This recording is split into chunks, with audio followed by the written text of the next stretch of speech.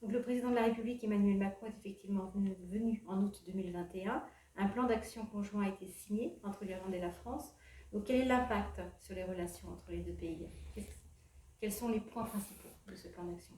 Donc, le président de la République s'est rendu en Irlande le 26 août 2021, accompagné de 3 ministres, les ministres de l'Europe et des Affaires étrangères, M. Jean-Yves Le Drian, le ministre de l'Économie et de la Relance, M. Bruno Le Maire, et le secrétaire d'État aux Affaires européennes, M. Clément Beaune, accompagné de 2 parlementaires. Et lors de cette visite officielle, la France, effectivement, et le président de la République a scellé un plan d'action conjoint avec les autorités irlandaises. Ce plan d'action est une feuille de route pour nos 2 gouvernements pour les années qui viennent. Il vise à renforcer encore davantage les liens entre nos 2 pays dans le contexte que j'expliquais de ce plus proche voisinage au sein de l'Union européenne. Et ce plan d'action met l'accent en particulier sur 3 éléments. Le premier, c'est la croissance durable, à la fois dans le domaine des énergies renouvelables, mais aussi dans le domaine des villes durables et de l'agriculture durable. Nous souhaitons encore faire davantage pour relever les défis de la réduction des émissions de gaz à effet de serre dans les années qui viennent.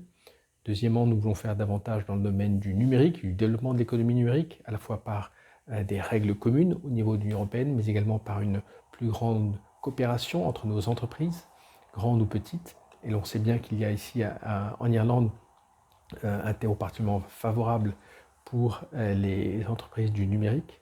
Donc c'est quelque chose où nous souhaitons coopérer encore davantage.